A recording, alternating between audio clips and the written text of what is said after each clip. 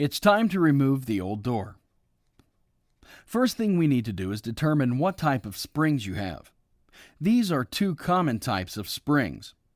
The top one is a torsion spring. The bottom ones are extension springs. Now, if your spring is different than these, please consult a professional or contact the manufacturer of that spring. When working with any springs, be aware that a spring under tension can be very dangerous. Exercise extreme caution when tensioning or detensioning the springs. We recommend contacting a professional installation specialist when working with standard torsion springs. If you have a standard torsion spring and would like to proceed on your own, start by locking or clamping the door in the down position. Next, insert a 1/2 inch diameter, 18-inch solid cold-rolled steel winding bar into the winding cone and position it so that the tension of the spring holds the bar firmly against the door. For your safety, make sure you place yourself to one side of the bar and slowly loosen the set screws. Still holding on to the one bar, place the other winding bar fully into the next hole in the winding cone.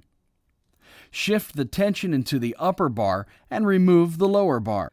Unwind the spring 1/4 turn and place the free bar in the next hole. Shift the tension again to the upper bar.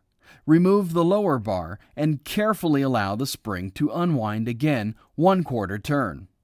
Repeat this process until the tension is completely released.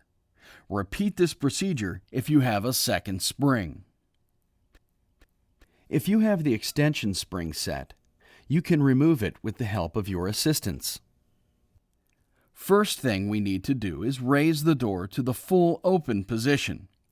Next, place C-clamps or locking pliers tightly on both sides of the track under the door like this, so that the door is held securely in place.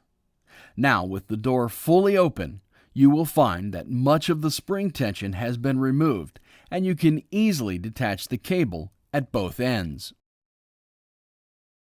Place a wood block under the door so that you won't crush your hand between the door and the floor.